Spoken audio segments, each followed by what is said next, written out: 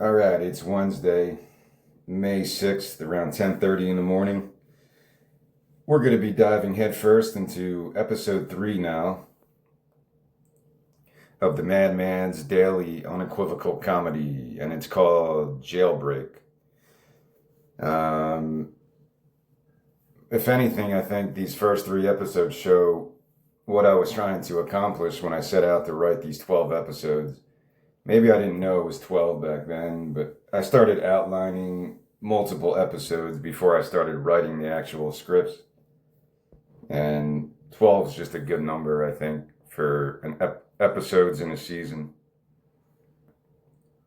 So episode 1 was a Western, episode 2 was science fiction, type of spiritual undertones to it, which I talked to death about yesterday. We'll see if I talk for 4 hours today again. But we went down a lot of different avenues yesterday, from spirituality, religion, organized religion, the politics of it, the beauty of it. There is a beauty to a lot of the art and architecture and some of the folklore and stuff that I'm interested in. Of any religion can kind of provide some kind of a imaginative landscape like that. I never really experienced any other ones. Just brief kind of introductions to Buddhism, but I don't know how to really live like a Buddhist or a Hindu or other religions. I'm a vegan, so maybe I could become more in line with the Hinduism, because I think a lot of that, I don't think it's a requirement, but I think a lot of Hindu worshippers or followers are vegetarians throughout its history, but I don't think it's a requirement necessarily. My vegan path really wasn't spiritual at all. It was just freaking out during COVID times, and I was like, maybe I should watch what I eat now. And I just kept going, gave up meat, only ate chicken, then only ate, well, at one point, yeah, I was only eating chicken, then I only ate fish as a protein. And then I just took it all out and said no animal products. I just had breakfast. I just have cereal, nuts, oats, banana. When cranberries are in season, that's a hot item for me. I like fresh cranberries a lot. Other kinds of protein is from tofu. I eat pretty much every day. Almond milk, cranberry juice. I try to keep it pretty simple and minimalistic, just like how I live my life right now. I'm about to do a virtual interview with a Starbucks location later today around 1:30 or so.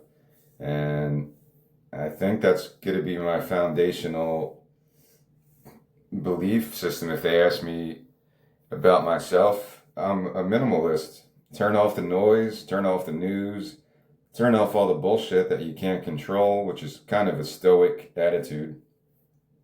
Turn off other people's bullshit and just focus on what you want to do in this short time you have on this planet, in this body of yours. Take care of it. You know, how you come to that decision of how to take care of your own body, because I think people handle that differently.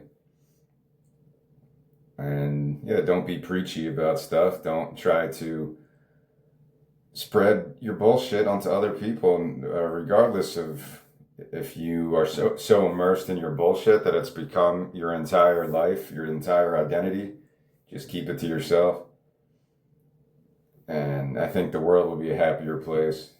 But there I go. I'm getting all preachy now myself. And so this story today, let's talk a little bit about this. Before I started this recording, I went back to my Substack post that I made when I first shared this script.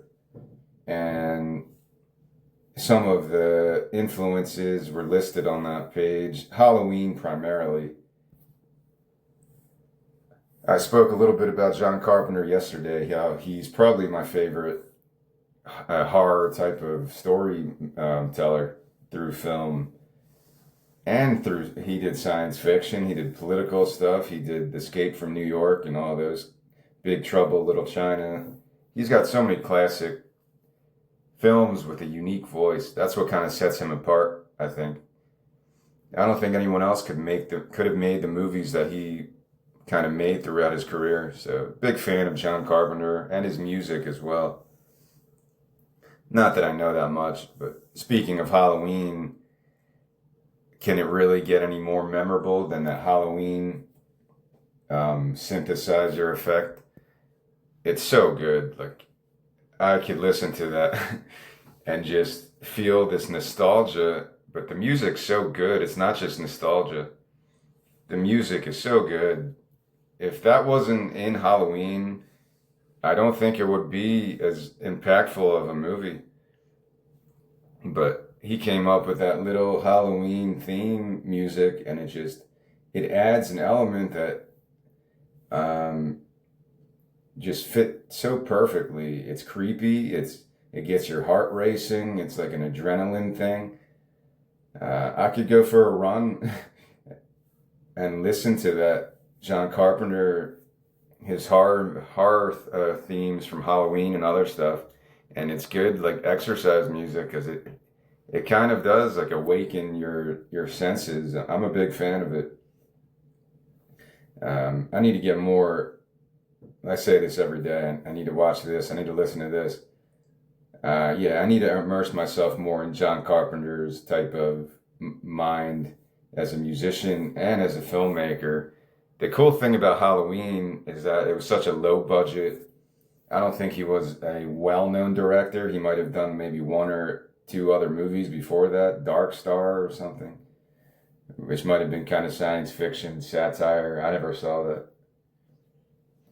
But yeah, I don't think he was given a large budget. I don't think he was that well known or whatever. But he must have hit the jackpot with Halloween because it made a ton of money and it kind of set the standard for that type of movie to come in the 80s with Freddy Krueger and Jason and I don't know, I guess they're the two main ones. Hellraiser. I never got into Hellraiser. I don't know if it's good or not. Candyman, all those kind of campy. Like I remember being Freddy Krueger one Halloween as a kid because Freddy Krueger never scared me. He was just more kind of funny to me. Maybe the Jason character was more threatening, but I don't think I even saw Michael Myers as a kid. The first time I saw Halloween, I was probably in my late teenage years. I never saw it as a kid. I remember people talking about Michael Myers in school, in like grade school, and wearing hockey mask and, or not hockey mask, that's Jason, but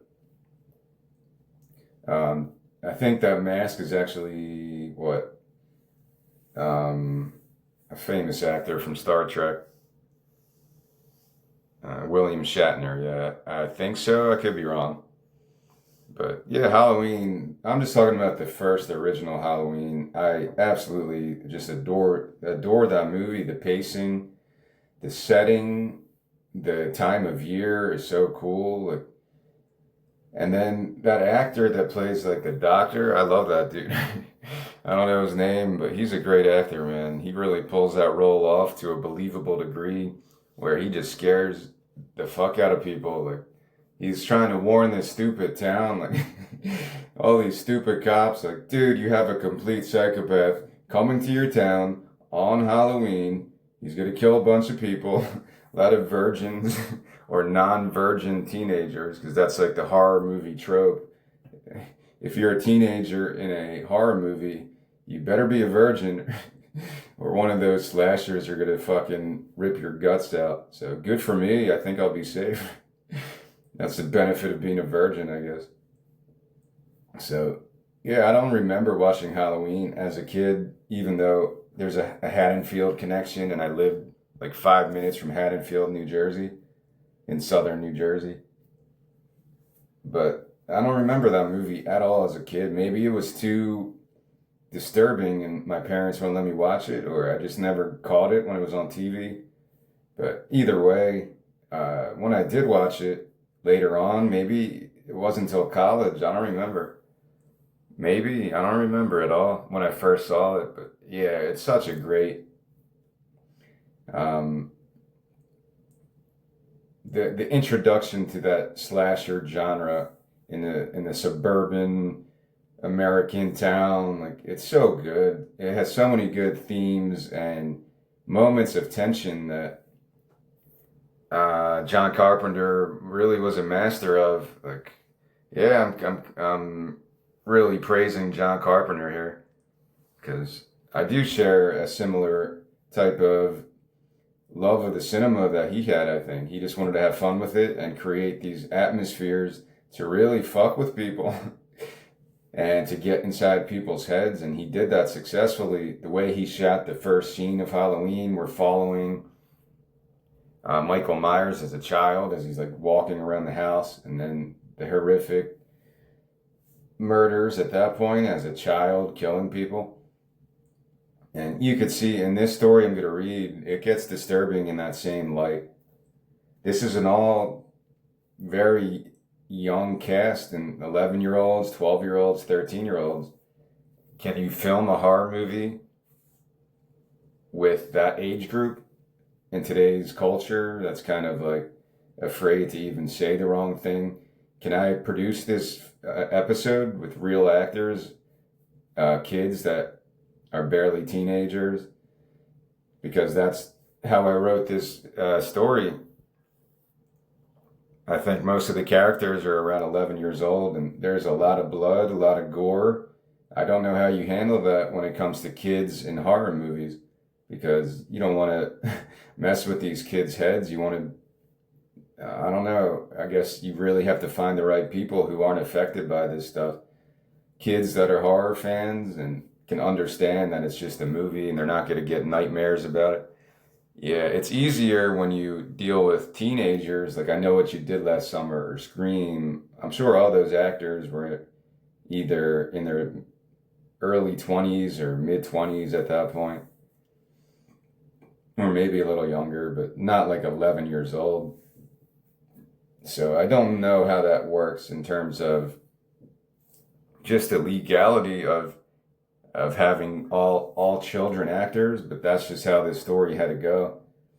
It's called Jailbreak, and I have a lot of good memories as a kid growing up. I grew up in Pennsauken, New Jersey, right across the bridge from Philly, like right there in southern New Jersey, near Camden, New Jersey. And we used to play Jailbreak in the summertime almost every night. I don't know, maybe about 8 to 10 people. We would form teams and play Jailbreak. We would hide under people's cars and hide in all these weird places, people's sheds, just random backyards underneath people's bushes. And it was pretty crazy. It's kind of weird that we did that in the 90s without any hesitation in our suburban environment. But I don't know if kids do that today. I said that in my other pitch that I had on my Substack post. When I originally shared the script, I was like, I don't know if kids still do stuff like that, whether in the suburbs or in the city. Maybe it's more difficult to play Jailbreak in the city, but, and yeah, it was always just a fun experience, man. When you're 10, 11 in the summer and you're playing Jailbreak like around 9, 10 at night, it just gives it this more exciting feeling. I don't even know, as a 10-year-old, I don't even know if I was allowed to stay up really that late. But in the summer, it was a little different, I guess. But yeah, I have good memories of that. I'm just playing Jailbreak with my childhood gang of deviants. And I don't think we ever had any trouble with people, but yeah, looking back at it now, it was kind of crazy. I don't know if people would be so cool with that now if kids were like hiding in their backyards. Because it seems like there's a lot of more anxiety and paranoia in the world, even in small communities, but that's probably my own biases. So be prepared. This is a disturbing movie. It involves an all young cast of 10, 11-year-olds like Stand By Me or Goonies, or I mentioned the movie It yesterday with the stupid clown and Pennywise, I think that was the name of the clown, and the fucking huge spider at the end. These were all relevant because this is what I was growing up with in the 90s. Stephen King was a big part of that. The Langoliers and The Stand, that was a crazy movie. The Stand was kind of maybe a inspiration for The Walking Dead, but I don't know. It's more about like the end of the world and stuff, which is kind of what the Walking Dead is. It is like an apocalyptic story, or World War Z and all those future zombie movies that came after it. So I got into horror movies in high school, more psychological stuff and more funny ones like Night of the Living Dead and movies like that don't freak me out. It's the psychological horror that kind of gets under your skin more, that makes you think about evil and what makes somebody evil. Is it inside everybody? And that's why Halloween's so good, because it blended those things. How could a 5-year-old kid commit murder? Like, it's crazy. There was an old English story like that, and somebody made a movie about that. Like when a young girl in England was killing people or killed another child. Like when you have stuff like that, it's hard not to say, like in the movie with Michael Myers and the doctor. I gotta say his real name. I gotta look this up because he's such a cool actor, man. What's his character name in that Halloween cast? Because he kept telling people he's pure evil. Why aren't you people listening to me? Michael Myers is coming for your whole town right now. Just get the fuck out. It's like that movie Freddy versus Jason where they set him up and then just blow him away with bazookas and machine guns. I'm like, that's what they should have done, man. In the early stages of Halloween in the first act, that dude should have been like, dude, go get the army, get a fucking tank, get like all these crazy Navy SEALs and Marines, special forces, and I'm talking like, get like 20 to 100 men to fight against Michael Myers, because this dude is literally Satan in a human body. All right, his name is Donald Pleasance. Yeah, he's awesome, man. I love that dude. He's probably my favorite actor in that. He's probably been in a lot of stuff. Donald Henry Pleasance, an English actor. Yeah, he's got those intense staring eyes. He's such a good actor, man. But yeah, Jamie Lee Curtis is awesome in that. Whoever played Michael Myers, I think his name was Nick Castle, according to this. So yeah, you could watch Halloween even during the season. It's cool, but you could watch it at any point where you want to get a good look at how horror movies evolved. Because I don't know, was there anything before that really approached suburban America in such a terrifying way? Like, I just like that type of exploration of suburbia, and that's what I'm going for in this story. Yeah, it's about these kids and their relationship together, and I tried to make it light and comical, like the Goonies, because I love the Goonies. I love Stand By Me, all those classics that feature young actors and young actresses. There's a mixture of men and women, boys and girls, because they're all around 12 years old, around that age group. And yeah, I remember playing Jailbreak at that age, and that's how I formed the outline of this. Just, yeah, you'll see, it gets right into the story right away. But I want to put you in that atmosphere. If you didn't grow up in the suburbs, you might not know what it was like. We would get together, meet at someone's house, because we didn't have cell phones. We would just say, meet here at 8 or whatever, meet at someone's house, form teams, and then split up. One team would go hide throughout the boundaries of whatever we set, and the other team would count to, I don't know, 100 Mississippi or some shit, and then try to find these people. And then you just chase people. It becomes like Running Man or whatever. You just chase after the other team and you try to catch them and put them in jail. And then the coolest part, from what I remember as a kid, is if your entire team is in jail and we pick someone's driveway as the jail, and you're the last remaining surviving team member, and then you could try to break them out of jail. That was always the most exciting part. I think one time somebody hid under a car in the driveway of the jail, and nobody knew that he was under there. And then as the other team all got caught, he just popped out of from underneath the car and said jailbreak and freed everybody. It was pretty wild. It's pretty weird that I still have these memories like this. But some memories stay with you as a kid, and the relationships you build as a kid, because as that age group, you don't really have these political games, manipulations. You're just friends with people, and you just want to have stupid fun with people at that age. I think it's harder to make friends like that as you get older, I guess.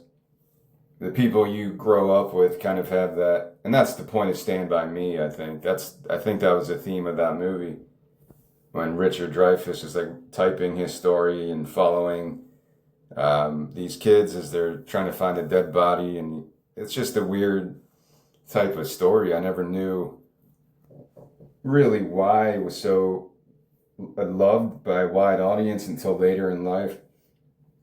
But yeah, there's so much rewatchability to a movie like that.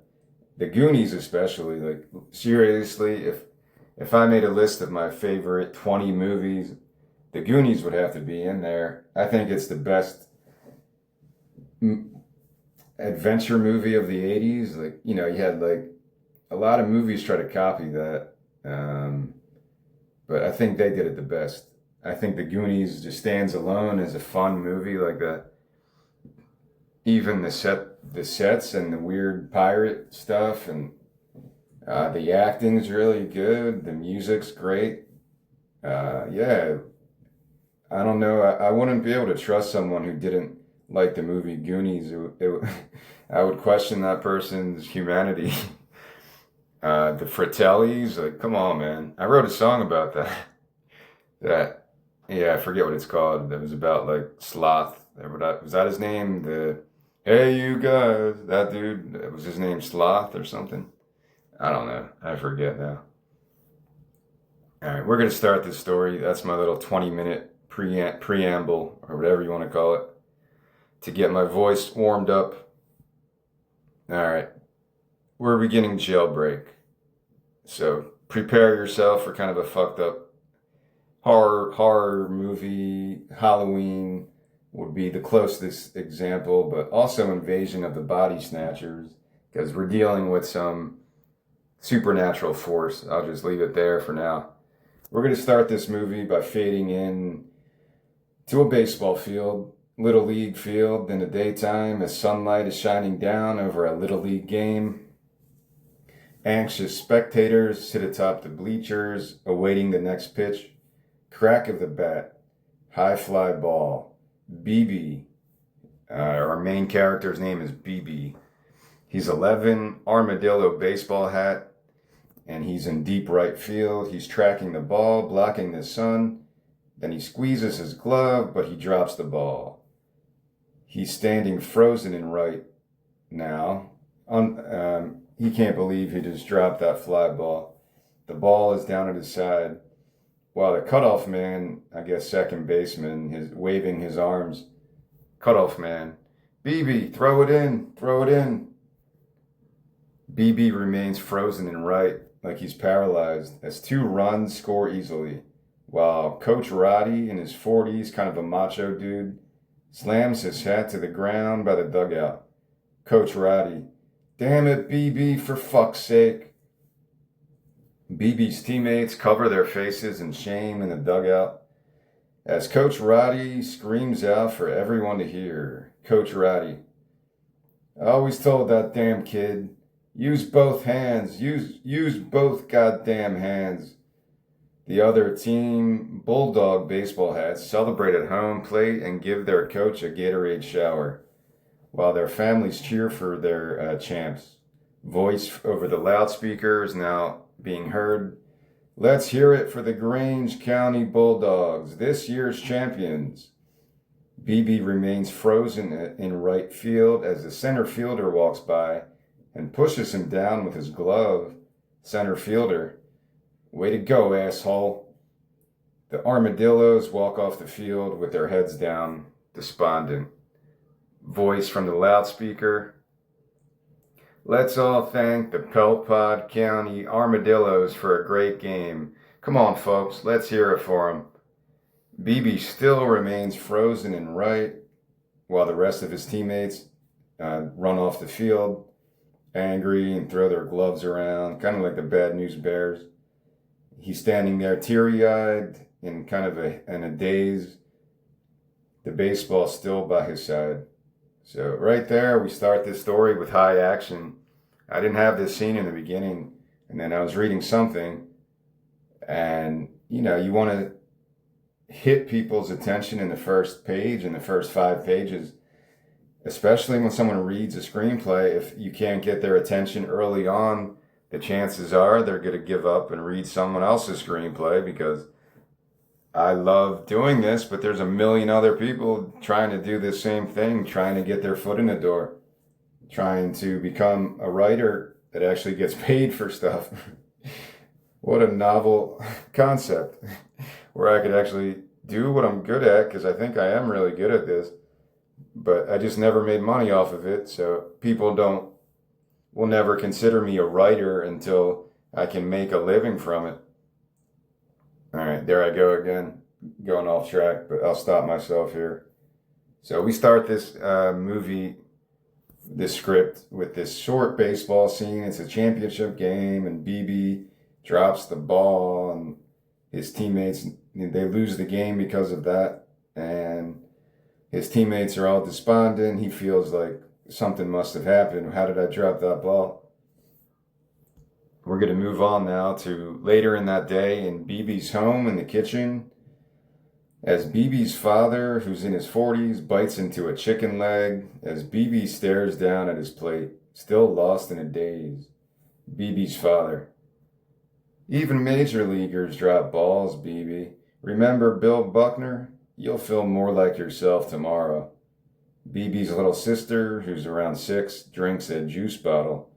BB's little sister: Buckner didn't drop a fly ball, stupid. He let a routine grounder go through his legs. BB's mother, 40s, she's kind of a hippie, pats BB's head. BB's mother: life is beset with trials, but there is a natural duality to everything, the yin and the yang.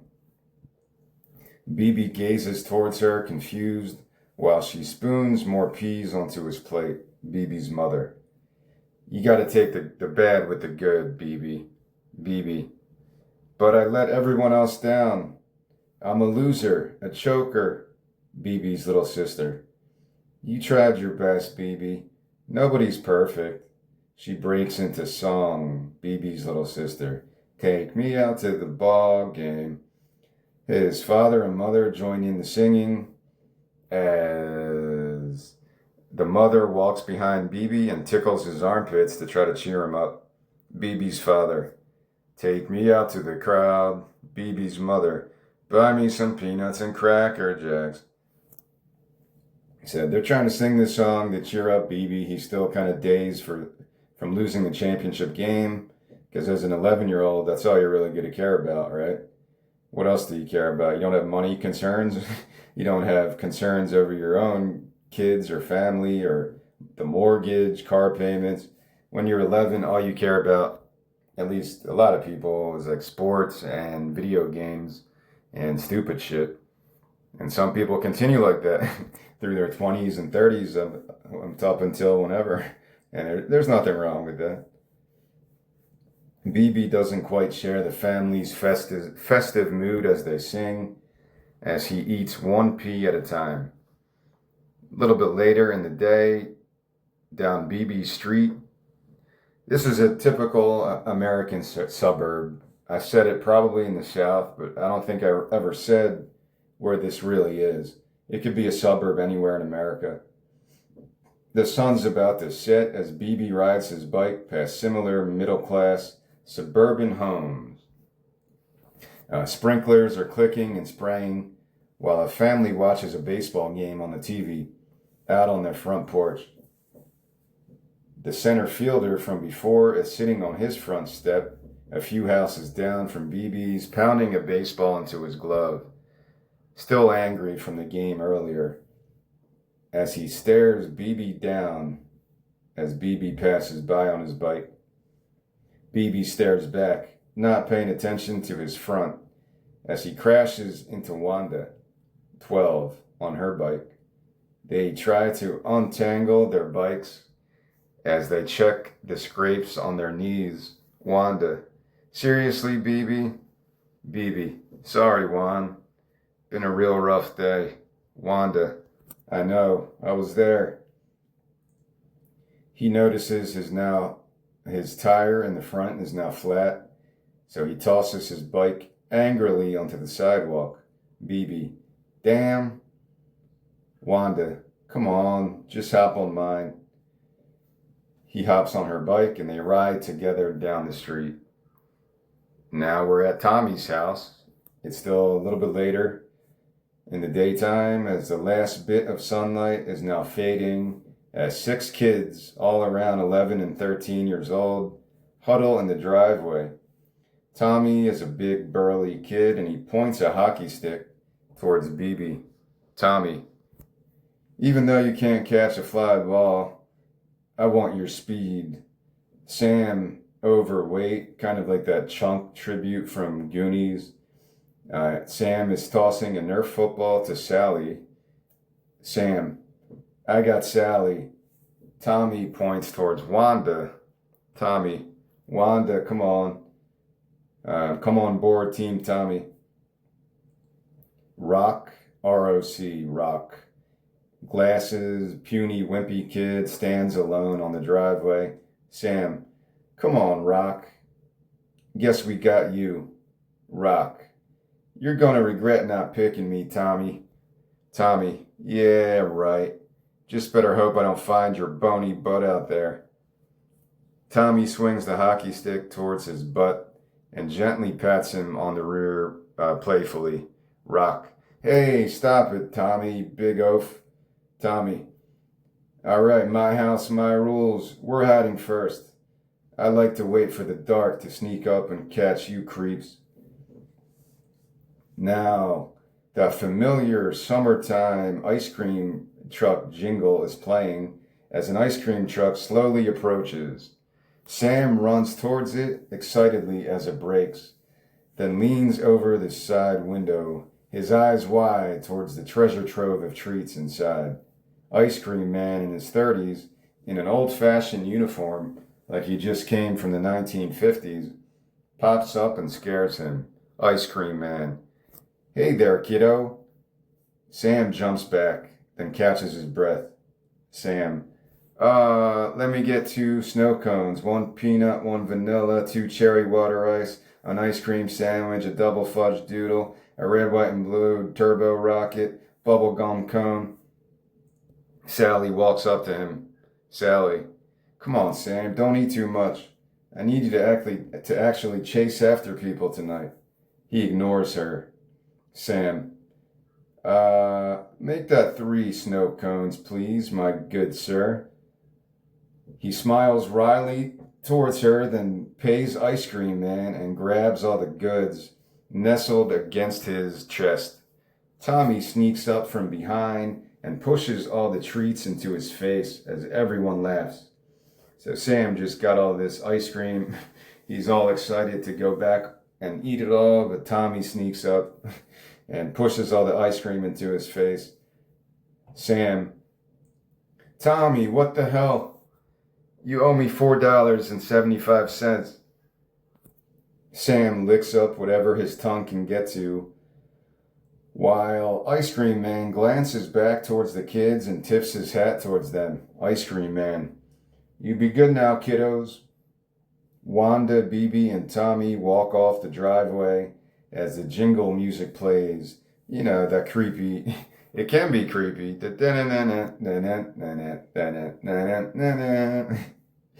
It can be creepy, but it's also that nostalgia of being a kid and getting fucking ice cream in the summertime. So the jingle is playing as the truck drives away. Tommy, remember, we get 50 Mississippi to hide. Rock ties his shoes on the driveway.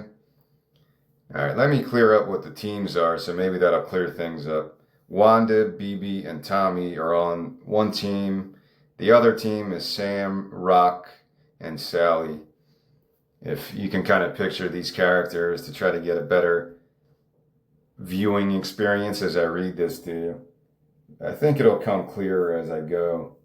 But it's always difficult when you have a lot of characters all at once that you have to kind of meet inside your head. So Rock is tying his shoes on the driveway. He's the puny kid with the glasses. Rock. 1 Mississippi. 2 Mississippi. Sally helps Sam clean off the ice cream remnants as Rock keeps counting in the background. Sam with his mouth full. How am I supposed to play like this? Maybe I can just hang out here, like on guard duty or something. Sally, just leave me and Rock to find everyone? I don't think so. Rock now applies eye black under both eyes and flexes his non-existent muscles. Rock, don't worry, I got this, Sally. Been in intensive training. 10 Mississippi, 11 Mississippi. Sam laughs and spits out bits of ice cream. Sam, I think you need a new trainer. Rock fumes with rage as he flexes his muscles some more. Rock, wait, where was I? I'll just start all over. 1 Mississippi, 2 Mississippi. Now, around that same time, we're now following Tommy, Wanda, and BB as they're walking together down a suburban street nearby. They're looking for places to hide, I guess. Tommy, you got to check this one track out. He takes out his CD Walkman from his back pocket and puts the earbuds on BB's ears as Damien by DMX plays. Tommy, new DMX. Just got it today. BB, nice. Wanda grabs one of the earbuds and walks ear to ear with BB. As they listen and groove to the music, bodies scrunch together a little too close. As BB's face turns red. Wanda, what's wrong, BB? Do I make you nervous? BB, no, I'm just a little sore from that game still. Tommy, I'd be too. No coming back from being pinned to choke artist. That mark is gonna haunt you forever, man. Wanda, yeah, what about people who repeat the 5th grade twice? Tommy, hey, that was a tough grade. I'm more of a visual learner. Wanda, you can't even spell visual. All right, so we're learning these characters' personalities and, you know, the friendly banter. Not so friendly, but also friendly when you're a kid and you're ripping people like that. All right, we're back to Tommy's house on the driveway around the same time as Sam and Sally are tossing a Nerf football back and forth, and Rock is on the grass staring up towards the clouds. Rock, 34 Mississippi, 35 Mississippi. Tommy's mother in her 40s, very attractive, walks out the front door with a small family dog. Tommy's mother. Oh, hey guys. Sam rushes up to her, tucks in his gut the best he can, and wipes his mouth clean. Sam. Oh, hey, Mrs. Bembry. Tommy's mother. How's the summer break going? Sam, it's going. A little too fast, if you get what I'm putting down. How's the husband? Sally rolls her eyes. Tommy's mother. Oh, Rudy's fine. Watch out if you get him for history next year. He's really into the Russian Revolution right now. Sam. Thanks for the heads up. You need some help walking this little guy? Sam bends over as the ferocious little dog bites his hand. He flinches as blood is now dripping from his finger, while Rock picks his nose and yawns. Rock. 44 Mississippi, 45 Mississippi. Mrs. Bembry grabs Sam's finger, Tommy's mother. I just called her that too, Mrs. Bembry. I just had to think of a name. Tommy's mother. Oh, let me look at that, Sam. Sam. It's fine. You know, I can take the pain. I'm a man now and everything. And I really mean everything. Tommy's mother. Yes, you sure are, Sam. She pats his head and walks off with the dog as Sally puts her arm around him. So we got like a Stacy's mom type of thing here as Sam's kind of hitting on Tommy's mother. So she's kind of like a hot MILF type of character. All right, so she pats his head, walks away as Sally is now putting her arm around Sam. Sally, you done playing home wrecker?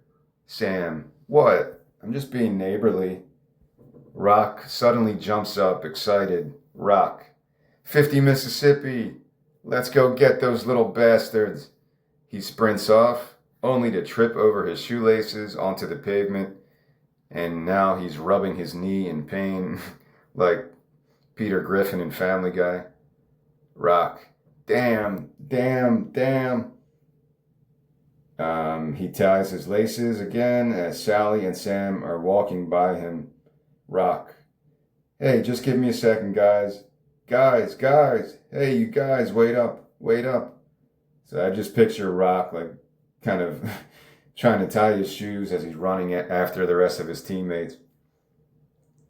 All right, moving on. We are now in nighttime. The sun is now fully set.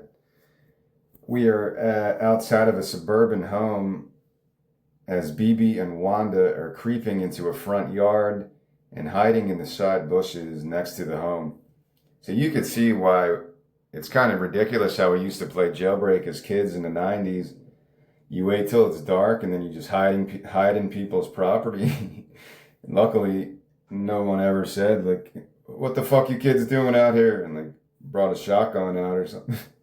I guess we lived in a good community where people, were used to it. But yeah, it's kind of weird to think about it now. So Bibi and Wanda are creeping into this yard, hiding in the bushes, as Wanda is whispering to Bibi, I'm sorry about that game, Bibi. Bibi, what are you sorry about? You're not the one who lost the championship for everyone. Wanda, you played a good game. I saw you hit that triple in the third inning. Bibi, yeah. But I choked when my team needed me the most. Wanda, it could have happened to anyone. Bibi, yeah, but it happened to me. She reaches into her pocket, pulls out a box of Nerds candy. You used to get those at Halloween all the time, those little boxes, and pours some of the candy into his hands. Bibi, thanks. A sports car slams on the brakes in front of the house as three teens hang out the window and launch eggs towards the home. Cocky teen laughs as he drives from the driver's seat. Of course, he's in the driver's seat. As he sticks his head out the window. Cocky teen, eat that shit, Mr. Redder. Mr. Redder, 50s, glasses, runs out the front door in his bathrobe as his home is getting pelted with more eggs. An egg smashes right into his face, knocking his glasses off as the teens cheer and the sports car speeds away.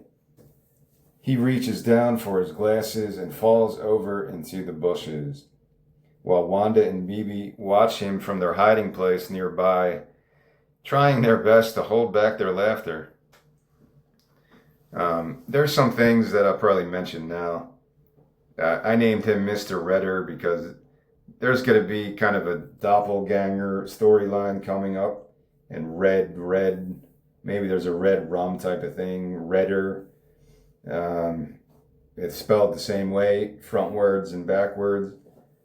I had the baseball teams named Grange County and Pelpod County because those two names, I think, I think they spelled doppelganger or something. Grange and Pelpod. I think that's, yeah, I think that spells doppelganger. I was trying to get cute with this. That's what I'm saying here. I was trying to get cute with that symbolic type of element to this story.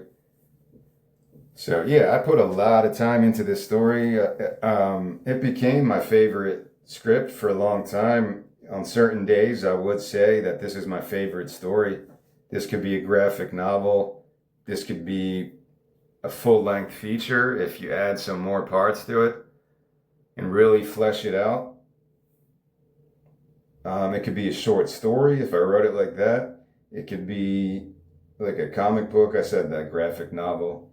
It could be an episode, like I kind of wrote it, just an hour-long episode for my series because it deals with some weird shit like that. So yeah, there were certain times where this was my favorite script to read and to get through. It was just such an interesting type of experience for me. I still really enjoy it. I said elegant eccentrics, a gun to my head, and the entertainment mafia is like, hey man, we will make one of your scripts. You can only pick one of them. Which one would you pick? And I would probably still say elegant eccentrics, but this will be close because it's just a different flavor. I really do like horror movies and movies like The Goonies, and if you combine those things together, you come up with something interesting. All right, moving on. We are now a little bit farther down that same street as Sam, Sally, and Rock are walking together. Sally, everyone will forget about it in a few days. Sam, maybe if aliens invade. Sally, just don't talk about it around him. Rock, I always told BB, use two hands, always use two hands. Sam, you don't even own a baseball glove, you little wiener. Rock punches Sam right in the gut, not delivering much of an impact, as Sam laughs, then picks Rock up over his head. Sam, do you even have one muscle on your body? He squeezes his arm. Sam, feel it, Sally. It's nothing but skin and bone. He's pretty much a living skeleton. Rock wiggles out of his hold, kicks him hard in the groin, and sprints away, while Sam falls hard to his knees, sucking wind. Sam, can't breathe, can't breathe. Sally cracks up as he curls up in the fetal position, still gasping for air. Sam, gonna kill you, Rock. All right, now we're following Tommy. He's down another street in the suburbs around a boat parked outside a house, and he's hopping inside the boat as the ice cream truck drives by playing the jingle. Inside the boat, Tommy is crawling around and he's finding a flare gun and an old Playboy magazine. He lights a match to get a better look at the Playboy, but fumbles, and this causes the Playboy to catch fire. He tosses it up and the boat cover now catches fire. Outside, Tommy is quick to hop out of the boat in a panic. He removes the flaming cover of this. It's kind of a small boat, and he starts patting it against the boat to try to extinguish the fire. But instead, he inadvertently sets the entire boat on fire. Now, at the same time, a bearded man in his 50s with an apron on, he's barbecuing in the backyard, whistling a happy tune. until he notices that his boat is on fire out front. So now the bearded man is running towards the burning boat, carrying a grill spatula as he spots Tommy. Bearded man. My boat! What did you do to my damn boat, kid? Tommy flees in a panic, only to return seconds later, grab the partially burnt up Playboy, then sprint away. Alright.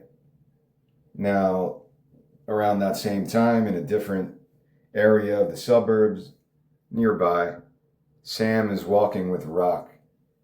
Rock is now fixing his messed up hair, dirt covering his face, and now only one lens remains in his glasses. Rock. I didn't even kick you that hard. Sam. It's the man code. Don't hit below the belt. Doesn't your dad teach you these things? Rock. Either way, you owe me a new pair of glasses. That was unjustifiable retribution. Sally runs over, breathing heavily. Sally. Hey, I just saw Tommy. Come on, guys. She sprints through a yard, while they just stand and watch her. Rock. You got such a crush on her. Sam. What? Everyone likes Sally. Rock. Not as much as you do. Rock now makes kissy sounds as Sam turns red. Sam. Stop it, Rock. Not cool, man. BB and Wanda are hiding in the bushes nearby, sharing more of the nerd's candy as Sam's candy senses perk up. Sam. Wait. Did you hear that? Rock. Hear what? Sam. I know that rattling sound. They walk into the yard and find the hiding spot as BB and Wanda make eye contact with them. She tosses the box of nerds at Sam's face, and then they both dart out towards the backyard. A chase ensues through some other homes, through the yards, as Sam eats the rest of the nerds while he's running, and he's losing steam. At this point, he falls over and he pukes, leading Rock to stop his pursuit and check on him. So yeah, it's supposed to be some comedy in this. Sam, I'm fine, just go on without me. I'll catch up later. Rock valiantly keeps up the chase, but BB and Wanda split up and both easily outrun him. Alright, I know I'm using some tropes, like the fat kid trope, but it's funny, man. You don't have to make him like this huge obese kid. He's just like the dude from Goonies. That's the inspiration. That's such a good character. I don't even remember his name.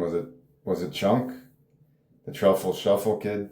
Whatever. That's my inspiration for this character of Sam. Alright. Suburban Home 3. This is another home later that night. Rock is now stops on the side of this home to rest, gasping for air after that chase. So it's soon after, as he hears a woman moaning from inside the home. He sneaks closer, peeps inside the window, and is now watching a woman ride a man on the dining room table, completely naked. His eyes light up as he removes his broken glasses and squints. Rock, quietly to himself. Merry Christmas, everybody. He inches closer for a better view of the couple having sex, as a hand snatches him from behind and covers his mouth. He tries to scream, but goes limp, as the shadowy figure drags him through the front lawn. Suburban street at night. BB walks in the middle of the street, catching his breath. This is soon after that happened. BB. Wanda. He scans the area and stops at the intersection as the ice cream truck drives by, playing the jingle once again. Ice cream man smiles and waves towards BB as Rock's face flashes in the passenger seat as he drives by. BB squints curiously towards the truck, unsure if he was just seeing things, as center fielder and his two friends approach. He crawls underneath the truck before they can spot him. Center fielder. Man only lost all season because he can't catch a fly ball. I'm going to terminate that little fruit if I find him tonight. Now we're headed into the woods. Soon after that time, we're still in the dark of night here on the summertime night. Tommy walks towards a campfire in the distance where some teens are partying, listening to music and drinking beer. He pauses, watches them hidden behind the tree, then continues on. He now puts on his headphones and presses play on his Walkman CD player as another DMX rap song plays. He now passes a small stream and spots an old handgun on the ground. Tommy quietly to himself. Holy shit, no way. He picks up the old rusted gun and checks if it's loaded. It definitely is, as he plays Bruce Willis and points it towards a tree. Tommy, yippee-ki-yay, motherfucker. He puts the gun in his belt and then quickly draws it like a cowboy, staring towards the tree. Tommy, what you looking at, tree? He moves to draw the gun as that same shadowy figure now grabs him from behind, knocking his Walkman to the ground, the CD still spinning inside. A single shotgun echoes into the night, but, we are not witnessing what's happening at this point. Sending birds flying from the trees while the teens turn up the music louder and keep on partying by the campfire. So, I don't know, maybe they just disregard it and they just don't care. They're just trying to party. I kind of wanted to make this mysterious, so we never see what the shadowy figure looks like. In this scene, we just hear a gunshot, but we don't know what the hell just happened. At that same time, near that scene, BB is on a street, still searching for Wanda, and he hears the gunshot and pauses. As Wanda finally reappears and runs out behind him out of breath. Wanda, hey, I think we lost them. BB, did you hear that? Sounded like a gunshot. Wanda, didn't hear anything. They walk towards the woods. Splat, an egg hits BB on the side of the face as that same cocky teen from before drives by with his friends. Cocky teen, you can't catch eggs either, can you, kid? The cocky teen launches another egg at his face and drives away, while BB grabs some rocks and throws them towards the car. Wanda, come on, forget about those idiots. Follow me. Found a cool place to hide. We're back in the woods at the same time now as the shadowy figure is dragging Tommy's unconscious body through the woods, leaving a trail of disgusting red slime. So as he's walking, maybe all you see is his feet, and he leaves this trail of this red slime as he's walking forward, dragging Tommy's body. We are back at the baseball field from the first scene, a little bit later in the night, as Wanda and BB are hiding in the shadows of the dugout. BB, nice hiding spot, Juan. Real nice. Wanda, sorry. Didn't think it would still bother you this much. BB, I don't think I'm even going to try out next year. Wanda, stop. You batted .440 with 20 doubles, 9 triples, and 10 dingers. Your on base percentage was through the roof. Don't let one stupid play spoil all that. They share a smile. BB, you kept track of all my stats? Wanda, I love all that math stuff. He grabs a baseball off the ground and tosses it to her. BB, pretty sure I had 11 dingers though. She finds an old bat underneath the bench and walks onto the third baseline. She tosses the ball in the air, swings, and absolutely crushes it to right, while he sits on the bench, head in his hands. BB, I swear I had that ball in my glove. I always catch those. It was like I wasn't myself. She tosses up another ball, swings, and hits another blast into the darkness. Wanda, will you just shut up about it? She goes back and sits next to him in the dugout. Wanda, you see McGuire hit number 50 last night? BB, still think Sosa will beat him out. Better ballpark, big advantage. She moves closer to him. Wanda, you know, if you want, you could come over and practice sometime. My dad bought a used pitching machine. Set it up right against the shed so we can bang the heck out of it. BB, yeah, that sounds great. Wanda leans in and gives him a kiss, causing him to jump up in embarrassment and walk off onto the field. Wanda, BB, I think we should split up in case they come find us. Better odds and all. She watches him jog away. Wanda, quietly to herself, why are all boys so dumb? So, I don't know, he's just uncomfortable. This is probably the first time he's had any kind of a intimate relation, his first kiss or whatever. So he's probably just kind of shy and kind of his head's not in it or whatever. And that's kind of how I picture that scene. And yeah, so you could tell the time period now. I'm talking about Mark McGuire and Sammy Sosa. I think that was 96 or 97. I could be wrong, but I think that was the general time period when they were battling it out for the home run record. I still remember that clearly, watching McGuire hit his 61st home run, I think, or 62nd, I forget, because it like barely went out of the stadium. But I think Sosa ultimately had more home runs, maybe 70. It was something crazy like that.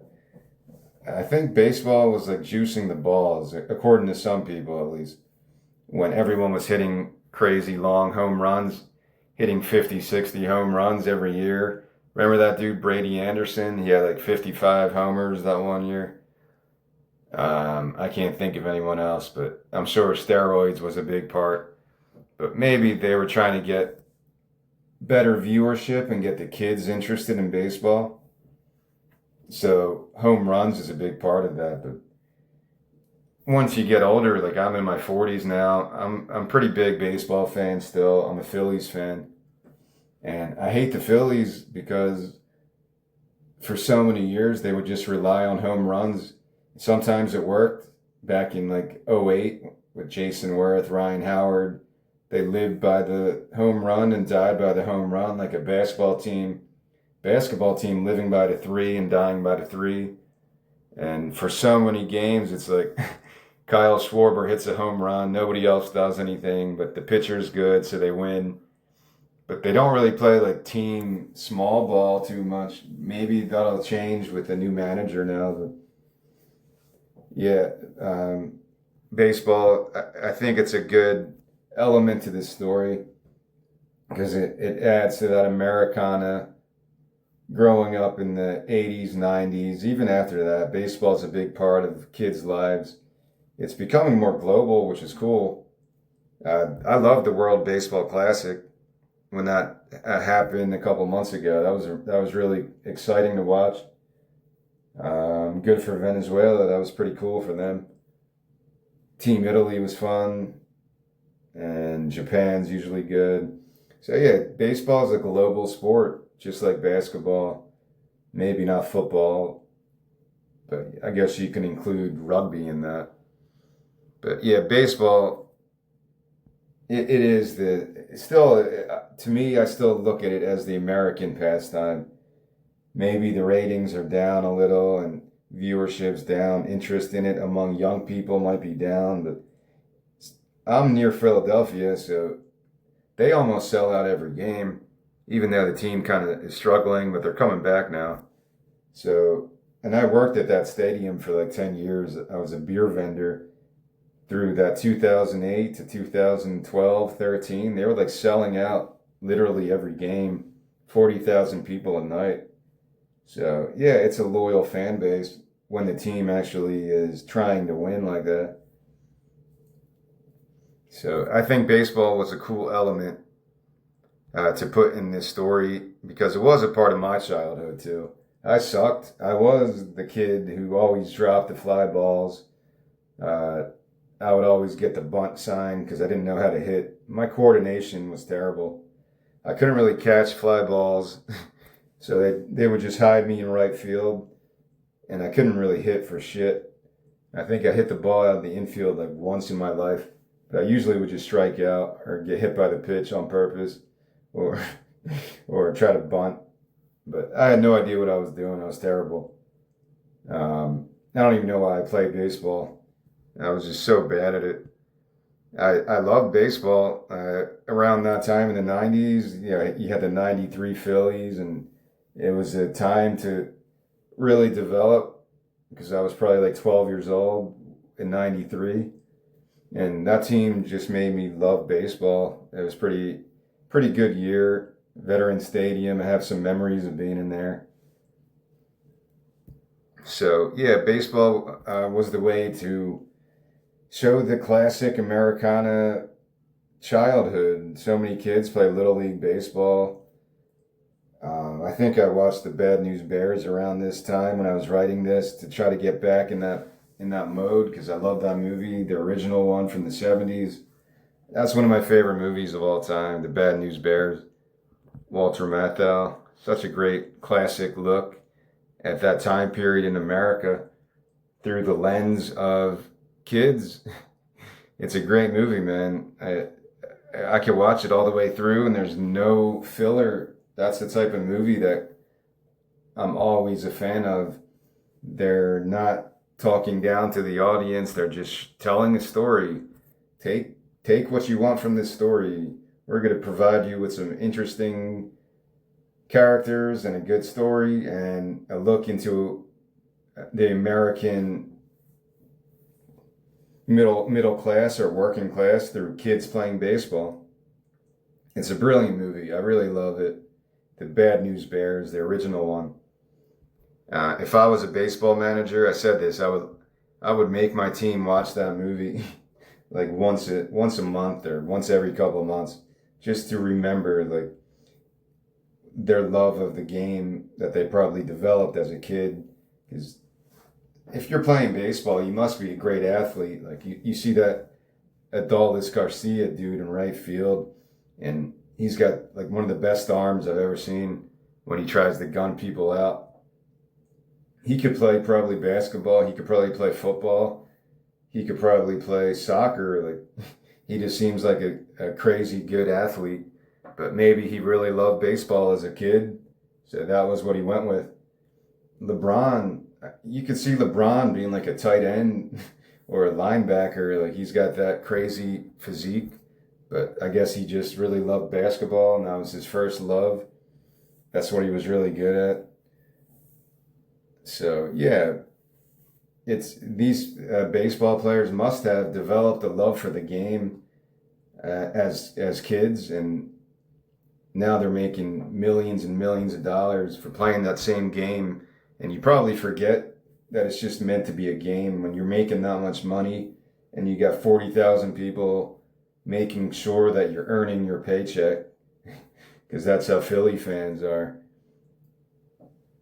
So it's kind of cool.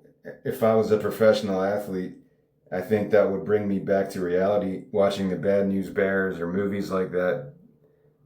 There's so many baseball movies. Field of Dreams is amazing. The Natural, even A League of Their Own is pretty good. And yeah, there is a uniquely American. Baseball is an American sport. You know, it might become more global, but I really feel like it's still going to go through the generations as just the pastime. You take 2-3 hours. You could watch it every night in the summertime, listen on the radio, and yeah, it's such a classic you could call it a trope to use this in a movie like this, but what's more American than baseball and playing Jailbreak through the suburbs?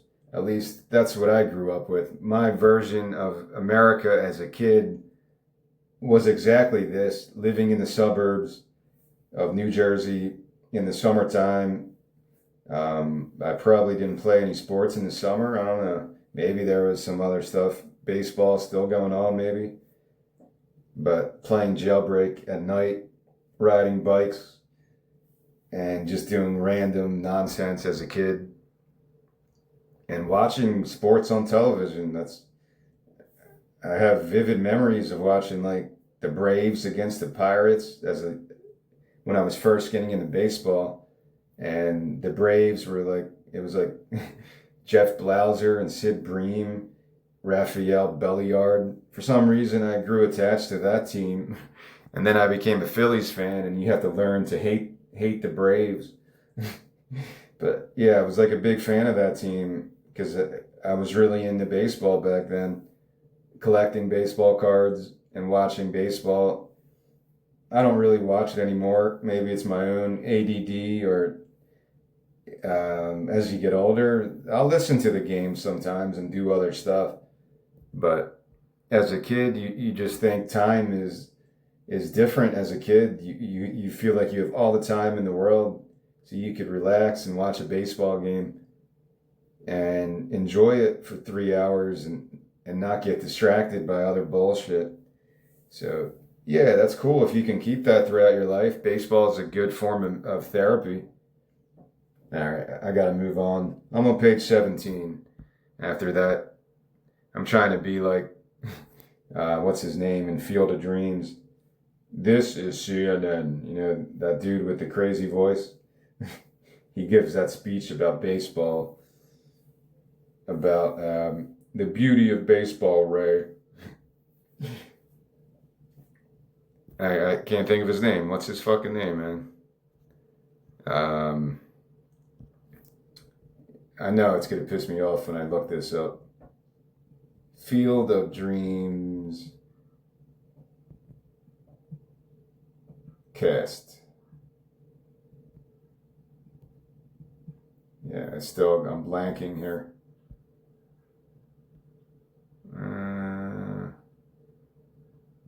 Why isn't his name? Oh, okay. James Earl Jones. Yeah, Terrence Mann. I couldn't think of his fucking name. James Earl Jones. Sorry, buddy. He's got that crazy speech from Field of Dreams at the end when he's about to go, I guess, with the baseball players into the cornfield.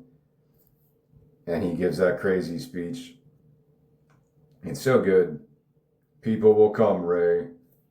Yeah, you got to watch that. Like before every baseball season, you should rewatch Field of Dreams and the Bad News Bears.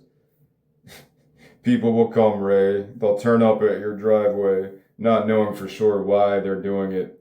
They'll arrive at your door as innocent as children, longing for the past.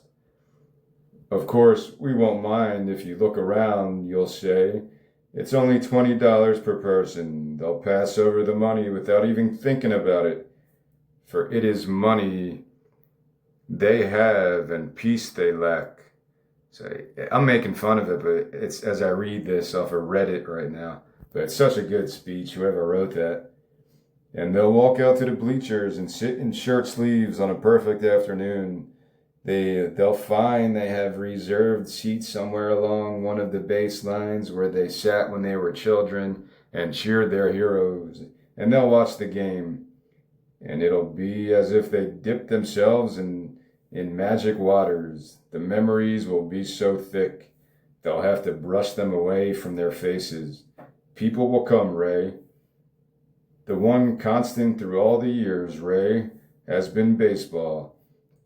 It's such a good speech. I'm making fun of it, but it's so good. It's great writing, whoever wrote that. I love Field of Dreams. Some people think it's kind of a cheesy movie, but I love it, man. I can't get enough of Field of Dreams. To me, I wrote a whole chapter on this in my book about Field of Dreams, and I compared it to The Godfather. just as a funny look at American culture, and American cinema. Because I guarantee you, if The Godfather's on TV and Field of Dreams is on the next channel, I'm going to Field of Dreams. It's much more light and playful, and it's like a psychedelic trip. This dude hears voices and he's like, fuck it, I'm gonna build a baseball field, honey. There's no way there's any reality in that movie. The wife would probably leave him, take the kid. Mommy, why are we leaving? Well, the daddy's hearing voices in his head. We got to get the fuck out. This dude's losing his mind. He's building a baseball field. We got to get the fuck out of Dodge. We're moving to the city now, and we're going to become city people and not worry about farming anymore. But yeah, I love Field of Dreams for that reason, because it's just such a magical ride, and it has all that symbolic elements of American life. It's so good. I love that movie. All right, let me move on. I took a long break there from reading this. We're continuing on page 17.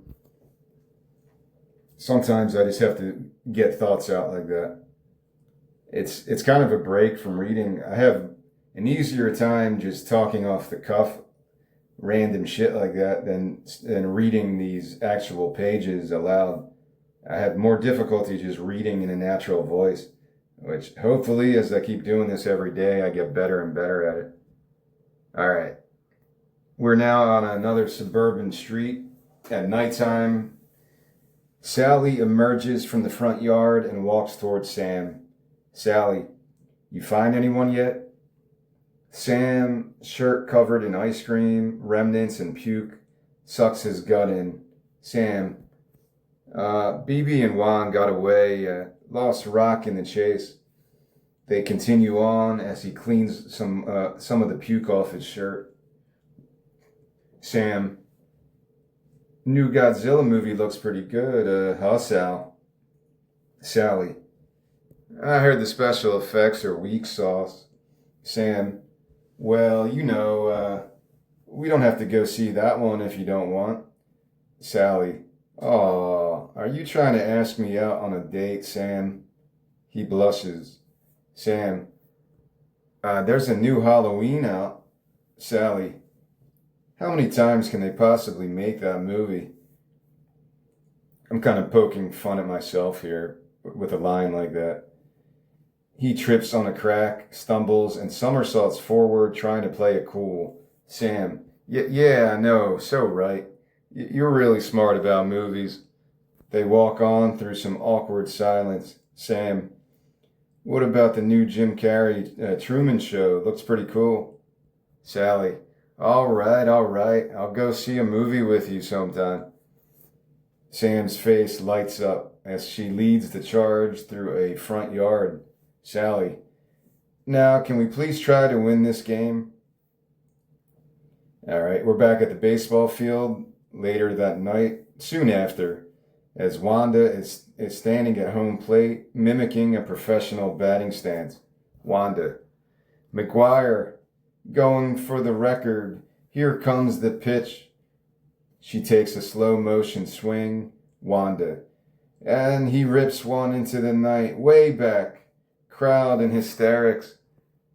The shadowy figure now approaches past the dugout, leaving a trail of red ooze down the third baseline as she sets up her stance again.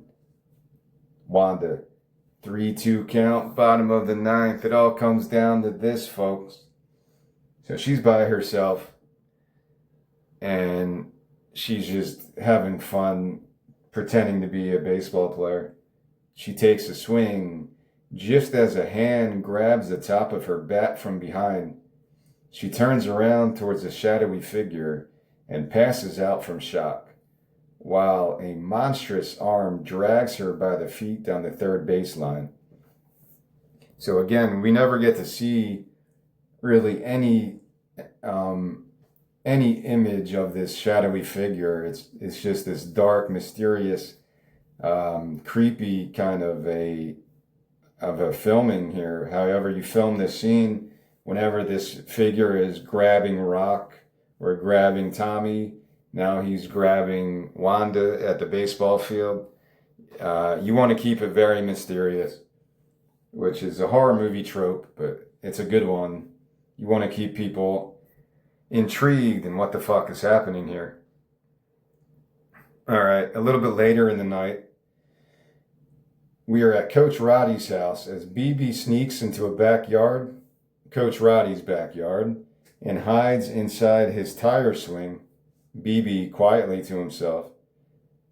I should just hide in here for the next 10 years. So he's still thinking about the baseball game. He can't get that out of his head. All right, continuing. A figure is now creeping towards him. Like one of those jump scares is happening here. And this creepy figure is grabbing the tire. And then we see Coach Roddy. BB? BB. Coach Roddy? What are you doing here? Coach Roddy. What do you mean, what am I doing here? This is my damn backyard. Coach Roddy holds up a jar with fireflies inside. Coach Roddy. Catching some fireflies for Margaret. BB.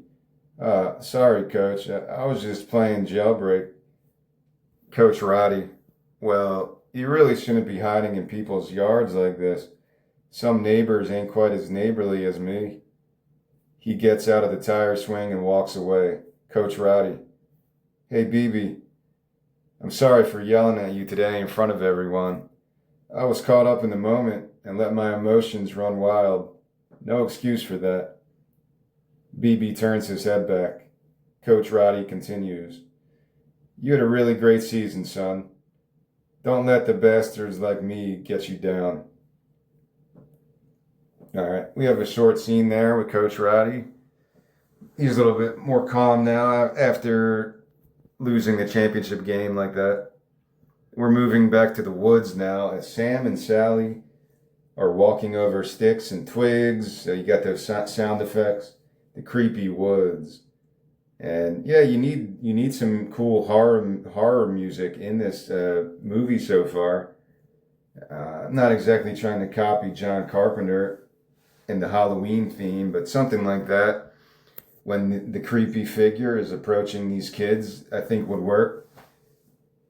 There was a movie called It Follows from a while ago. And I remember seeing that movie in the theaters just because of the music. I saw the trailer or something and it looked cool as a horror movie and it was pretty good. That was probably the last movie I went to the movies, an actual theater to see a movie. I think it was It Follows. And that's a good decade ago, if not longer. But the music in that is really good. You can even say Stranger Things. I haven't mentioned Stranger Things yet. But if anything, this short story could be stretched out into like a 10-episode Stranger Things season. I'm making it compact and really minimal. And I'm not putting any other plot lines within this story. But it's based on that type of a relationship between friends, like Stranger Things. I love that show. From the first season, I thought it was brilliant. From the very first episode, big fan of Stranger Things. The music, the way they produced it, the way they tell the stories, the Kate Bush, Metallica. I don't think I saw the last season, but yeah, the actors are great. Everything about that show, I really fell in love with. Because it takes you back to your youth, whether you grew up in the 80s or 90s or whenever. It really has that nostalgia flair to it that's really good. And the actors are so good. The child actors and Winona Ryder and the guy who plays the cop, I forget his name. And some of the other characters. All right, so we're in the woods now, like I said. Sam and Sally are walking by the sticks and twigs. Sam spots Tommy's CD player, bends over and picks it up. Sam, it's Tommy's. He pockets it as they walk towards the campfire. The teens are now partying at a much, like a full rave, I guess I was going for. There's a lot of A lot more teens are in the woods drinking and dancing around the fire. It's a full-out rave of a party now. Sally, maybe he hid down there. Sam, I don't want to deal with high school kids. Let's just get out. An arm suddenly reaches and places Sam in a headlock. Cocky teen. Hey everyone, we found a pig for the roast. He pushes Sam towards the fire as two of his friends laugh and drink beer. Sam, come on guys, I'm just an innocent bystander. Cocky teen. Tonight's first sacrifice. The other partygoers cheer and laugh as the cocky teen pushes Sam inches from the fire as he makes oink sounds. Sam, let me go. I'm not playing around. Sally runs up and punches cocky teen in the gut. Sally, leave him alone, dipshit. He shoves her down, then pushes Sam even closer to the fire. Cocky teen. This little piggy got roasted.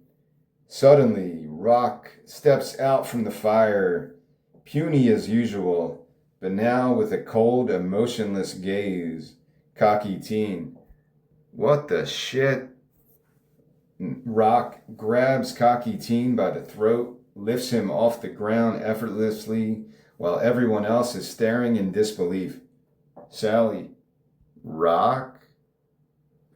Rock twirls him around and launches him towards a tree, while Sam stands shocked. Sam, what the hell got into you, kid? So Rock is calmly walking back through the fire now, then deeper into the woods, as Sam and Sally eye each other and follow after him. So this is really the first scene where we notice something is fucked. Like, how is Rock doing this stuff? Rock just appears out of nothingness, out of the fire, and just starts totally manhandling this much taller and much older kid, and just throws him against a tree, and everyone else is like, what the fuck? I'm sure there's a scene in something that I can't think of right now that's similar to this. The puny kid all of a sudden gets some strength and does something crazy like that. All right, nearby, now we're moving to the railroad tracks, where BB is walking alone towards the ice cream truck parked near the tracks, as a figure flashes near the truck. And this figure has his identical face of BB. BB squints towards his twin. It's kind of in the distance, but he's like, what the fuck? Wondering if he is just seeing things again. This figure steps inside the ice cream truck side door as BB sneaks up and gazes through the side window. And all he spots is a slimy red substance on the floor. So he opens the door slowly and steps inside. From inside the ice cream truck, BB is shoved from behind, and he falls hard through the side door, landing on top of the disgusting red ooze. BB, quietly to himself, gross. Center fielder and his two friends are laughing at BB from outside the side window. Center fielder, just wanted to let you know, we'll never forget about that drop today. They hold their throats and make choking noises as BB's blood boils, and he launches himself at center fielder. So now on the railroad tracks, BB and center fielder are fist fighting along the tracks as BB gains the early advantage, pounding his face and ribs until the center fielder's friends interfere and they hold BB's arms back. Center fielder now pounds BB with gut shots, then tosses him down onto the tracks. BB wipes blood from his cut forehead while center fielder and his two friends walk away laughing. BB grabs a stone, throws a fastball towards them as they walk away. They turn back, and now they chase after him as he sprints away in the other direction. All right. Now we are passing that boat that got caught on fire, as BB is sprinting right past it. So this wooded area is right near all of the suburban homes. So he darts out of the woods, and now he's running past that home where Tommy accidentally burnt the boat earlier. And BB runs past the boat. The fire is now out as we meet Officer Valinsky in his 40s, very clean cut, athletic build, and he's speaking with the bearded man, Officer Valinsky. And did you recognize him? Bearded man. I don't know, it was just some damn perverted kid. He stole my Playboy and ran off in the night. Officer Valinsky tries his best to hold in his laughter. Officer Valinsky. I see. Bearded man. It's not funny. I saved up for 5 years for this damn boat. Officer Valinsky. Why don't you come down to the station tomorrow and get a sketch drawn up? BB sprints right by them. So in the beginning of this scene, he's running towards them, and now he's running right by them as center fielder and his two other friends are quick on his tail. Bearded man. Hey, you punk kids know who burnt up my damn boat? Hey, I'm talking to you. Hey, you damn perverts. Tell him I want that Playboy back too. Officer Valinsky laughs quietly to himself, then lights a cigarette.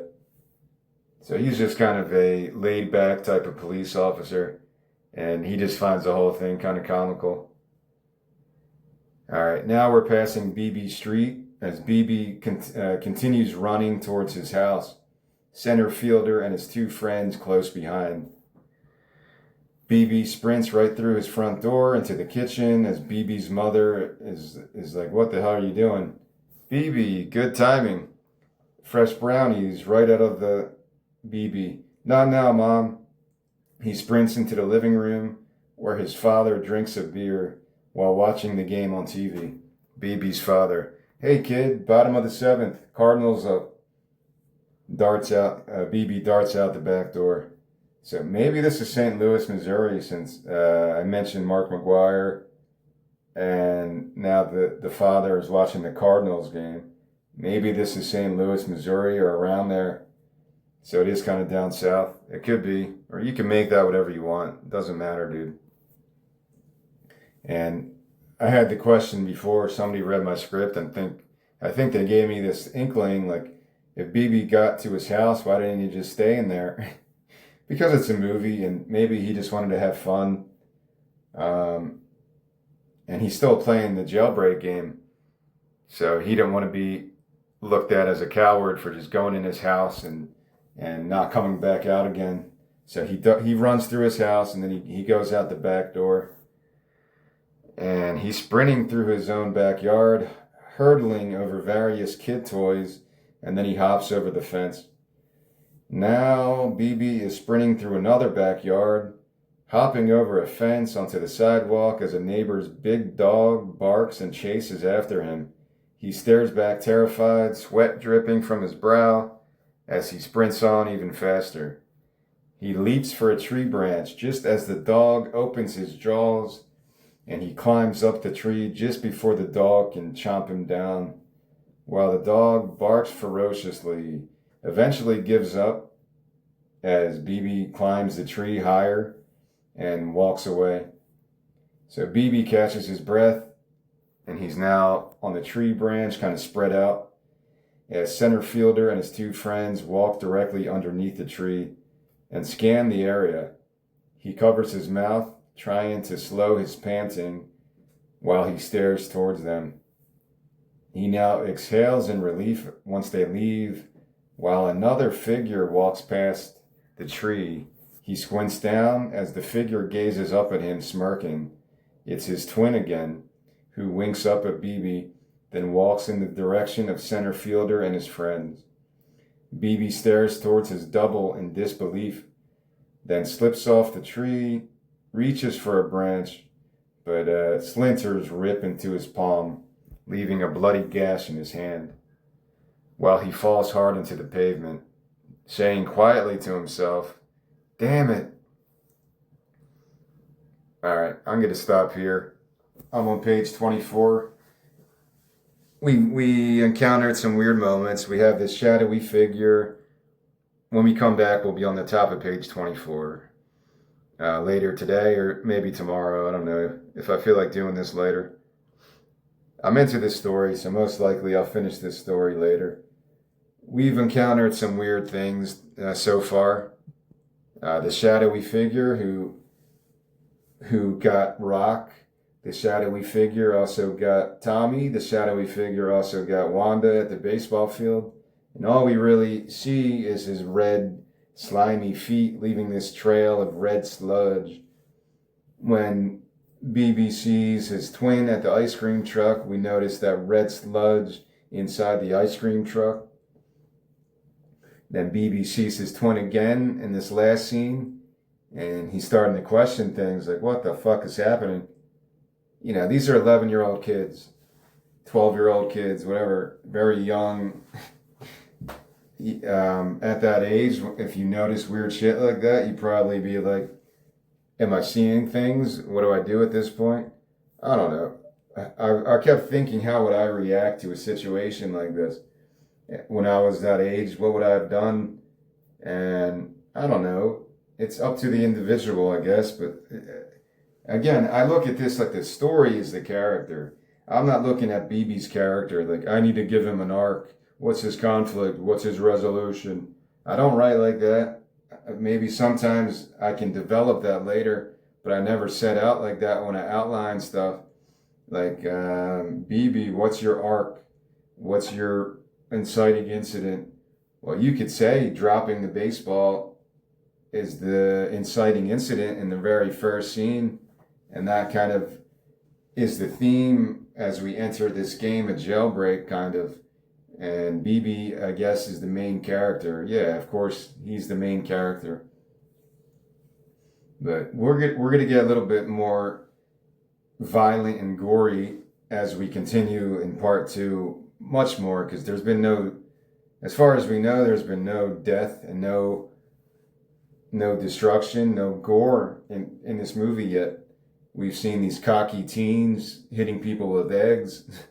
We've seen the teens partying. Well, we did see Rock as well. That was the other thing.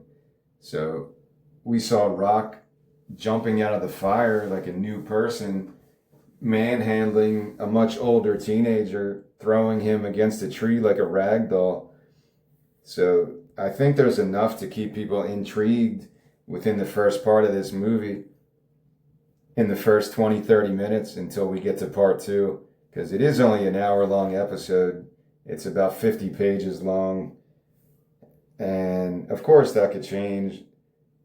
This could be a feature. This could be made into so many different forms of artistic expression. Like I said before, a graphic novel was something I thought of because I'm kind of into that.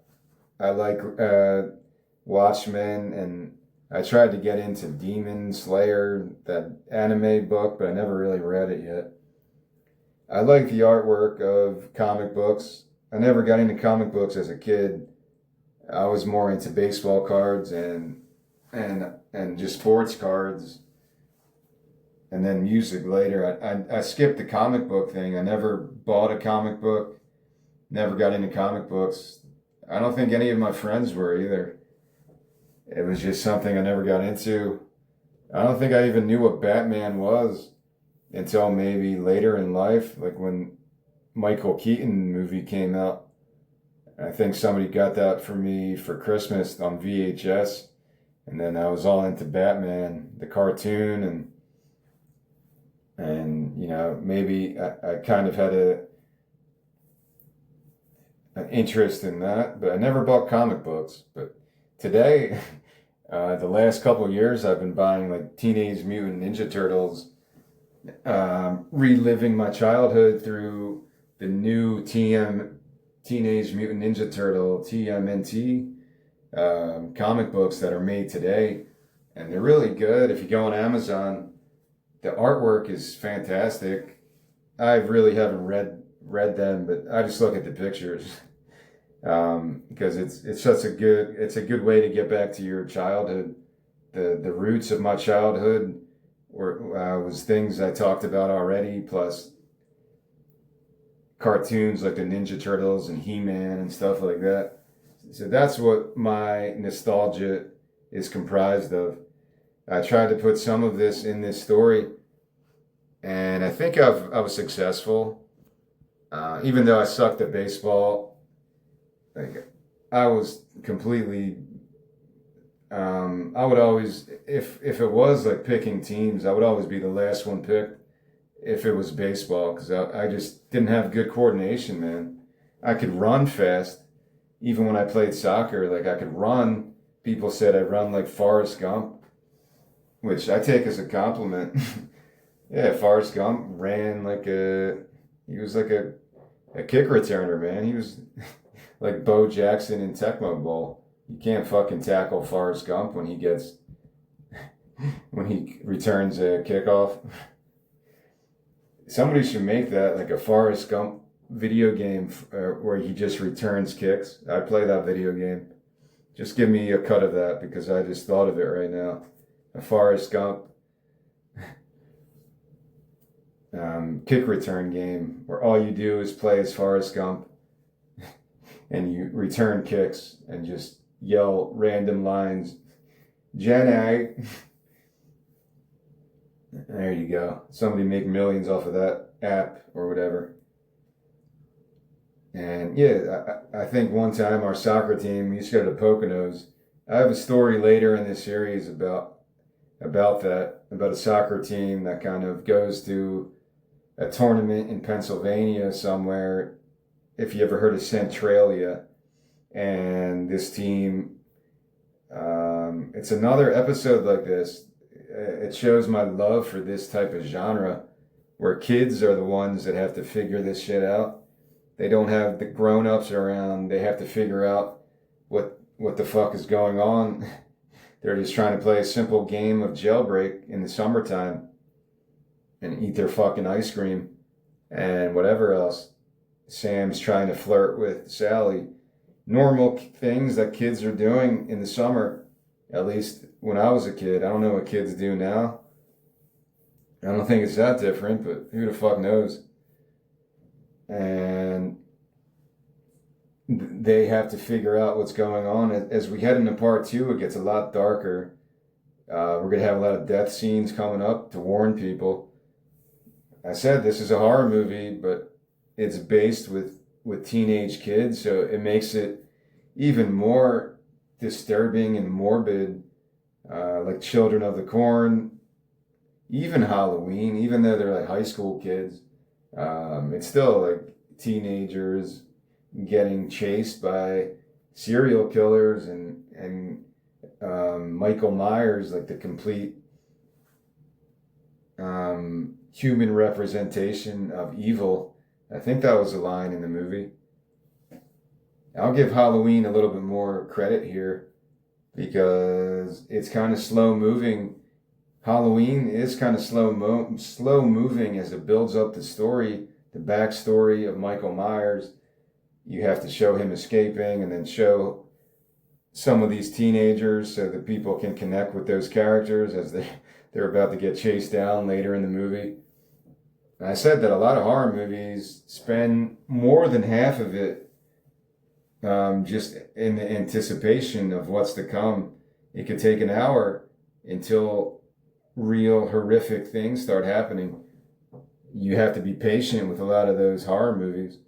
There's moments in Halloween, like I think the music might come into play when I think Michael Myers is driving a station wagon and Jamie Lee Curtis's character is kind of like noticing something's up.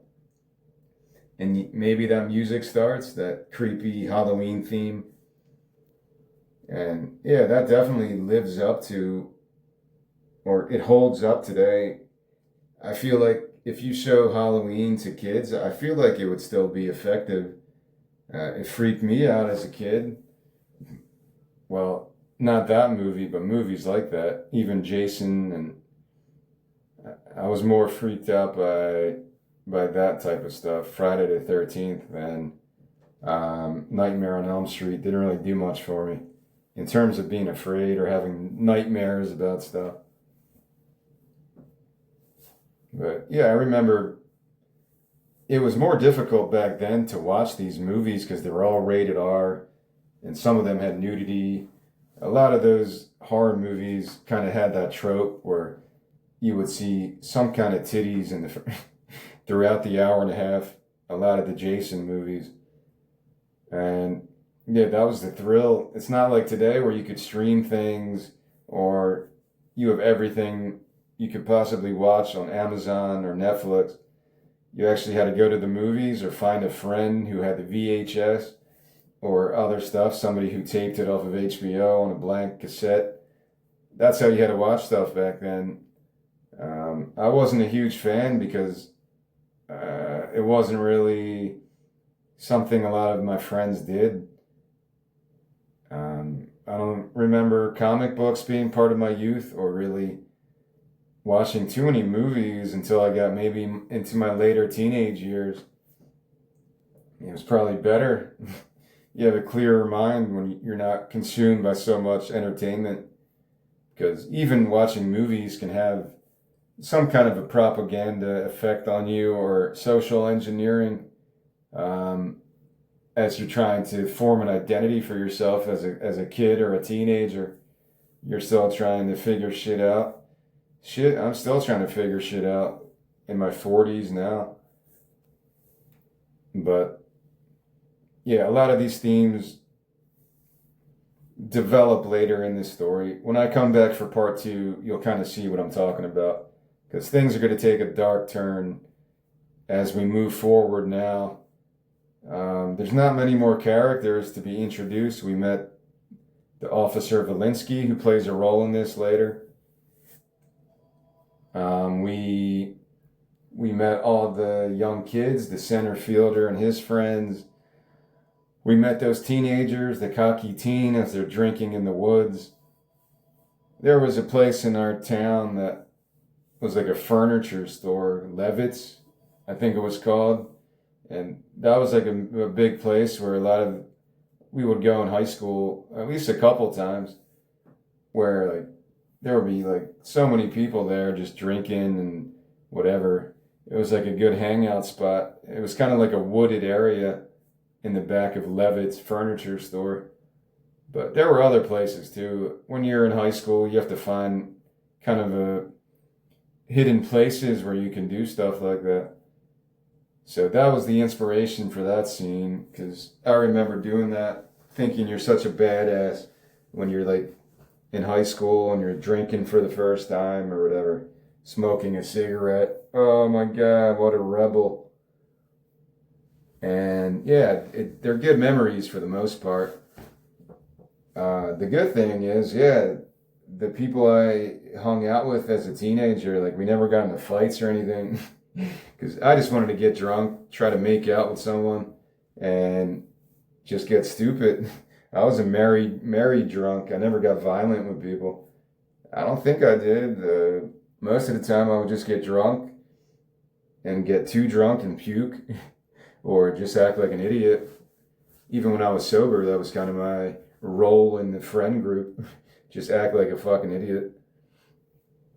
But yeah, a lot of these, as I'm reading this story aloud, I'm picturing like these moments in my life as a teenager, playing Jailbreak as a younger kid, and then also being a teenager and doing stupid stuff, drinking in the woods and other mischief that I would never even think about doing.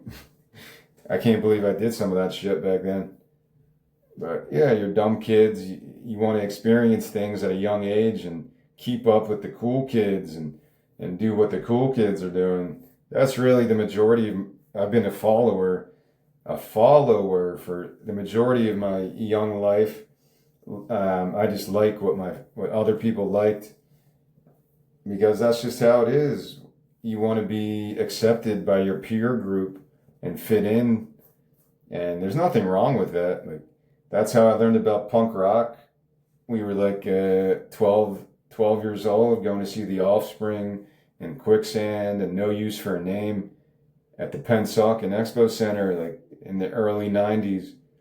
And there was a love of punk rock because all my friends were into it. We were getting Green Day and Offspring and learning about grunge at that point. That's a really cool time in my life. Like, you don't appreciate it back then because you're like, oh, we're just going to see a concert. But now I look back at it, I'm like, that's pretty cool. I got to see three of my favorite bands. Like, I still like Quicksand. I think they're often noted as one of the best bands of that era. No Use for a Name, amazing band. And The Offspring were crazy popular. And it was pretty cool to see them at a young age. I don't remember anything about the concert because I was probably just too nervous to really enjoy it. I think I was just just a stupid kid who had no idea what the hell was happening, just trying to be cool, act cool.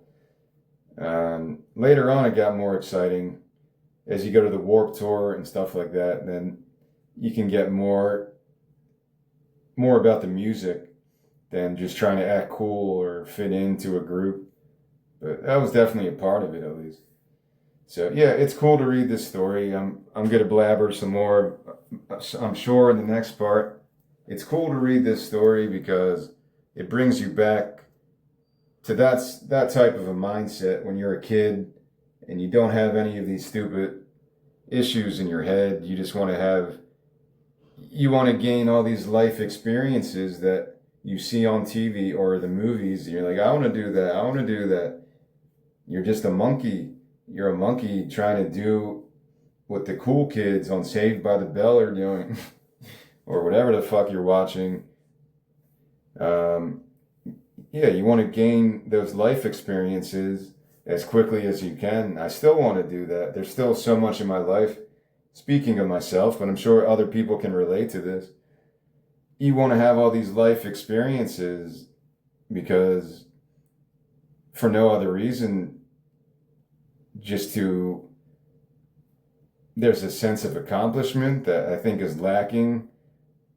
There's a sense of adventure that kind of escapes as you get older. That type of rebellion is a cool feeling as a kid. That rebellious, angsty nature that kind of gives you a feeling of strength and independence. But really, it's that adventurous spirit that you kind of lose that as you get older, whether you have your own kids or whatever. I'm single. My life is so sheltered right now and so lifeless, which is why I'm trying to move across the country to just form a new perspective and hopefully be able to meet people to grow this business, because I don't know how else to do it. From my current location in New Jersey, it's just non-existent. So yeah, I think that's the main point I would highlight. A story like that, like this one, Jailbreak. Yeah, it's a horror movie. It's like Halloween. It's supposed to scare people and freak people out and even disturb people. But a movie like this is also a chance to escape, at least for people in my generation in their 40s or older, or even in their 30s, and you have kind of a mundane existence. Not saying everyone does, but some people do. You get into this routine and you get comfortable in your life and it just becomes kind of stale. I think a lot of people can relate to that feeling. So a movie like this would hopefully transport people like that, like myself, who's feeling very stale, like I'm in this rut right now for a long time, not just now, but for a long time. I kind of feel like stuck in a rut, and especially now because I want to do all these things before I get too old. But it is what it is. But that's what a movie like this can do. That's what Goonies did. It gives you an hour or two to escape to someone else's universe where you can rediscover those feelings that you had in your childhood. And I think that's a good thing. I don't think there's anything negative in trying to, when you watch a piece of entertainment or a sporting event, even, and it can transport you back to your glory days, to your time as a child or a little bit older or whatever, to a good point where you have some good memories stored in your memory banks. That's hopefully what I can do in this story. And although it gets disturbing, which I'll talk more about in the second part, and maybe some of the conflicts I had when I was writing this, because it gets very bloody over the next 24 pages. Lots of gore, lots of death, lots of like really disturbing images, because we haven't been there yet. But the next 24 pages will get much more of that Stranger Things types of creepiness factor. And I feel like a lot of kids watched Stranger Things and enjoyed it. I don't think it got too dark. I was saying in my other recording, the last season when they had the Metallica song and the Kate Bush song, whatever season that was, I thought that got pretty dark. There were some visuals and subject matter that got kind of demonic and satanic. But I think that was a part of that show from the beginning. When you're dealing with the supernatural, you're going to have some of those elements. So I'm not trying to get too dark, and I'm not trying to write a dark story with murder and gore, especially when it's young people like this. It's probably more difficult to put this together, to find the right cast. You have to find the right type of kids that can deal with a terrifying type of a story like that and not get affected by it. So yeah, I'll talk about this more in the next one. And maybe I could do some research about how movies like this are filmed, because I keep talking about Goonies and Stand By Me, and even The Lost Boys was kind of good. And those have a young cast for the most part. The characters are mostly young teenagers. But I don't think they get as dark as how this story will continue. When I come back and read the rest of this, I think you'll notice what I'm talking about. But I'm going to stop it here. I'll probably finish this later today. And that's all.